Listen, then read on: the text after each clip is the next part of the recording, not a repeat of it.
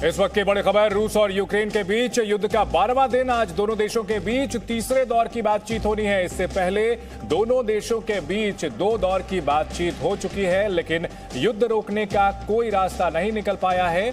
अब तक बातचीत में एक मानवीय कॉरिडोर बनाने को लेकर सहमति जरूर बनी थी, जिससे कि युद्धग्रस्त क्षेत्र में फंसे हुए लोगों को, खास तौर पर विदेशी नागरिकों को बाहर निकाला जा सके। लेकिन लड़ाई रोकने को लेकर कोई सार्थक पहल नहीं हो पाई है। तो ऐसे में पूरी दुनिया की निगाहें आज तीसरे दौर की जो बातचीत यूक्रेन और रूस के बीच होनी है उस पर लगी हुई है। बेलारूस में तीसरे दौर की बातचीत होनी है। क्या इस बातचीत से सुलह का रास्ता निकलेगा, लड़ाई रुकेगी? बड़ा सवाल। लेकिन इस बीच दोनों देशों की ओर से एक दूसरे को लेकर आक्रामक बयान जारी हैं। यूक्रेन के राष्ट्रपति की पुतिन को चेतावनी, अत्याचार करने वालों की कब्र में जगह, जेलेंस्की ने कहा कि हम ना माफ करेंगे ना भूलेंगे। अब माफी नहीं, न्याय का दिन आएगा। बमबारी करने वालों को ढूंढ कर मारेंगे, जेलेंस्की का ऐलान। यूक्रेनी राष्ट्रपति जेलेंस्की लगातार अपनी सेना का, अपने नागरिकों का जोश बढ़ाने की कोशिश,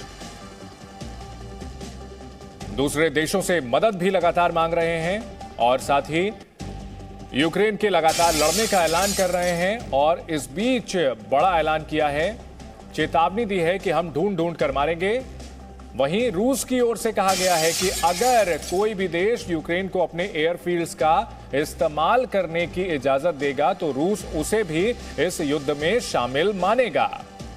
रूस ने दावा किया कि उसने वेनेत्सिया एयरफील्ड को लगभग पूरी तरह बर्बाद कर दिया है। ऐसे में जो बाहरी देश हैं वो यूक्रेन को अपनी एयरफील्ड्स का इस्तेमाल करने की मंजूरी दे सकते हैं, लेकिन ऐसा हुआ तो उन देशों को लड़ाई में शामिल माना जाएगा।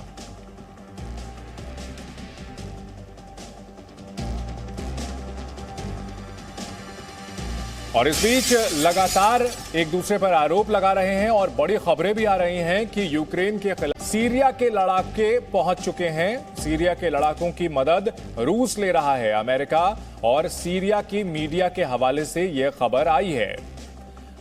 इस लड़ाई में शामिल होने के लिए सीरिया के लड़ाकों को $200 से $300 दे रहा है रूस। बताया जा रहा है कि रूसी राष्ट्रपति पुतिन ने सीरिया के भाड़े के लड़ाकों के इस्तेमाल के लिए हरी झंडी दे दी गई है।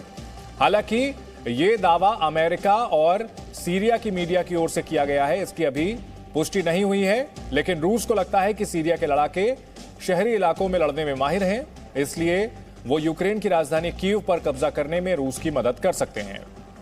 अमेरिकी मीडिया में इस तरह की खबरें आई हैं। सीरिया के कुछ लड़ाके रूस में मौजूद हैं, हमले की तैयारी में हैं।